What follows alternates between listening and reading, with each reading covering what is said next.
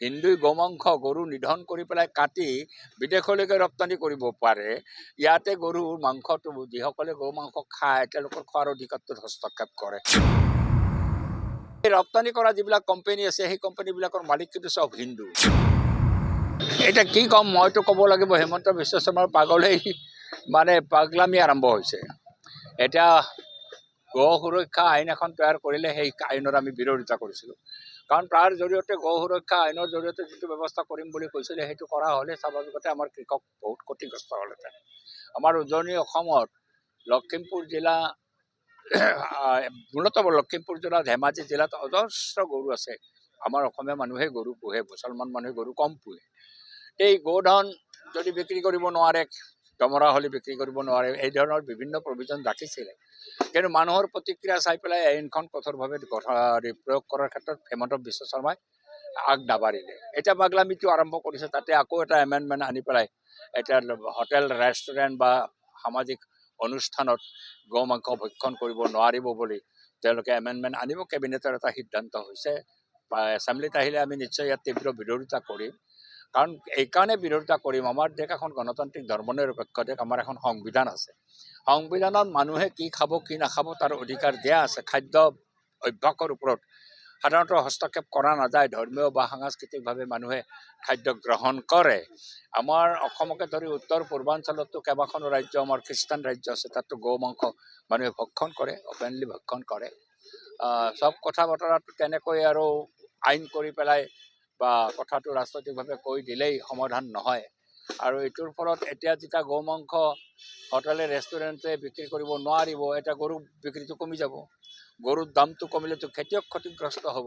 কিন্তু এওঁলোকৰ দিচ্ছাৰিতা, বিজেপিৰ দিচ্ছাৰিতা, হিমন্ত বিশ্বহঁতৰ দিচ্ছাৰিতা আমি দেখিছোঁ যে ভাৰতবৰ্ষই ব্ৰাজিলৰ পিছতে আটাইতকৈ বেছি গৰু ৰপ্তানি কৰে। এই ব্ৰাজিলৰ পিছতে আটাইতকৈ বেছি গৰু ৰপ্তানি কৰে, আমেৰিকাতকৈ বেছি গৰু ৰপ্তানি কৰে। কিন্তু এই ৰপ্তানি কৰা যিবিলাক কোম্পানী আছে সেই কোম্পানীবিলাকৰ মালিক কিন্তু চব হিন্দু। হিন্দুই গোমাংস গৰু নিধন কৰি পেলাই কাটি বিদেশলৈকে ৰপ্তানি কৰিব পাৰে। ইয়াতে গৰুৰ মাংসটো যিসকলে গৰু মাংস খায় তেওঁলোকৰ খোৱাৰ অধিকাৰটোত হস্তক্ষেপ কৰে। এইটো এটা দিচ্ছাৰিতা, মই বিজেপিৰ এইটো দিচ্ছাৰিতা বুলি কৈছোঁ। আৰু এই দিচ্ছাৰিতাটো হিমন্ত বিশ্ব শৰ্মাই এটা ৰাজনৈতিক কাৰণতে কৰিছে। ইয়াতে চামগুৰিত যেতিয়া জিকিলে, জিকাৰ পিছত ৰফিকুলে স্পষ্টভাৱে কৈ দিলে যে গৌ মাংসৰ ভোজ পাতি পেলাই তেওঁলোকে ভোট বিচাৰিছে।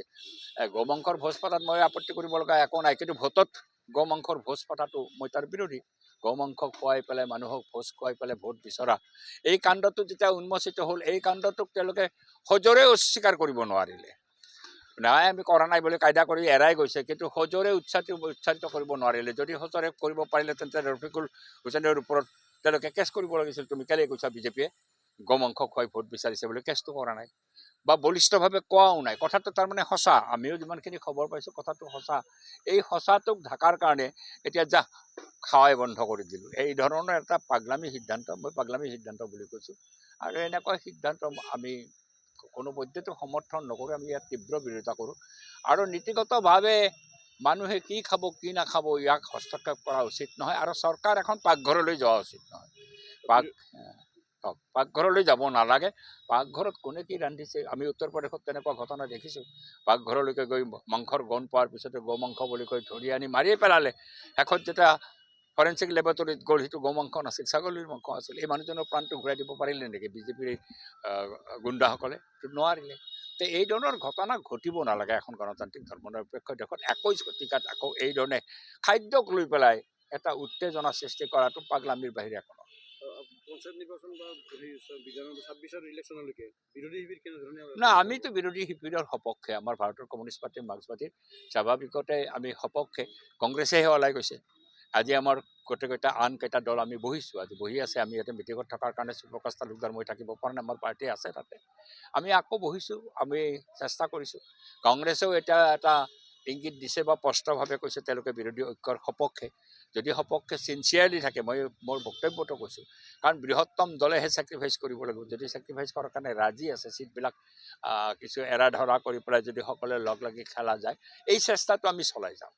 এই ক্ষেত্ৰত আমাৰ এনেকুৱা নহয় যে কংগ্ৰেছে এই 5টা উপনিৰ্বাচনত আমাৰ লগত নাথাকিলে বা পাৰ্লামেণ্টত আমাক ঠগালে CPM-কে তাৰ কাৰণেই আমি যে একেবাৰে ঠেহ পাতি থাকি পেলাই বিৰোধী ঐক্য ভংগ কৰোঁ এইটো ৰাস্তা এনেকুৱা ৰাস্তাত আমি নাযাওঁ আমি পলিটিকেলি যথেষ্ট মেচিউৰ আৰু মেচিউৰিটি আমি দেখুৱাইছোঁ আমি কৈছোঁ যে ঐক্য হ'ব লাগিব ঐক্য অবিহনে বিজেপিক পৰাজিত কৰা সম্ভৱ নহয় আজি এই কথাও কৈছোঁ যে ঐক্য হ'লহেঁতেন যদি আজি বিহালীত কেইহাজাৰত জিকিছে 9,000ত CPI-ML 5,000 পাইছে 4,000ৰ ডিফাৰেঞ্চ হয় যদি ঐক্য হ'লহেঁতেন কংগ্ৰেছে খেলক বা CPI-ML খেলক আমি যদি চিনচিয়াৰলি লাগিব পাৰিলোহেঁতেন একমুখে তেতিয়াহ'লে তাতে বিহালীত বিজেপি জিকিব নোৱাৰে ঠিক ধলাইত আমি কোনো যোৱা নাই CPM যোৱা নাই কংগ্ৰেছে অকলে খেলিছে CPI যোৱা নাই জাতীয় পৰিষদ যোৱা নাই বা ৰাইজৰ দল যোৱা নাই অখিল যোৱা নাই লুৰিণ যোৱা নাই ময়ো যোৱা নাই তাতে 9,000 ভোটত জিকিছে যদি এইটোৰ কাৰণে 5,000 ভোট অনাটো বৰ কঠিন নাছিল বিজেপিৰ ভোটটো বাঢ়া নাই কমিছে পাৰ্লামেণ্টতকৈ ভোট কমিছে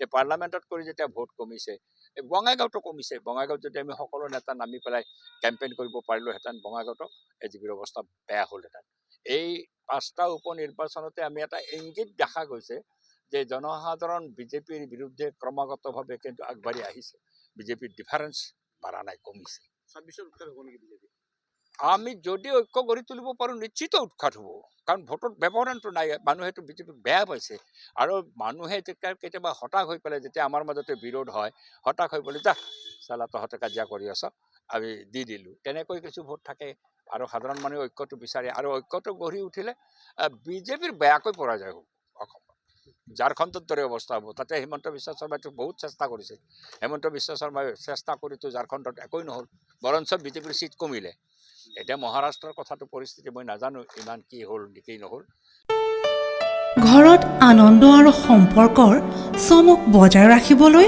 জৰুৰী হৈছে সকলো আনন্দময় মুহূৰ্তত মৰমৰ উপহাৰ দিয়াটো সেইবাবে মধুশ্ৰী জুৱেলাৰ্ছে আনিছে সকলো ৰঙীন ক্ষণৰ বাবে বিশেষ গহনা হীৰাৰে হওক সোণৰে হওক বা ৰূপৰে হওক শ্ৰেষ্ঠ ডিজাইনছ আৰু হলমাৰ্কযুক্ত গহনাই ৰাখে সম্পৰ্কক নিখুঁত তেনেহ'লে আজিয়ে আনক আনন্দ মধুশ্ৰী জুৱেলাৰ্ছৰ সৈতে যোগাযোগ কৰক 7028000341 নাইবা ভিজিট কৰক LNB ৰোড নলবাৰী অসম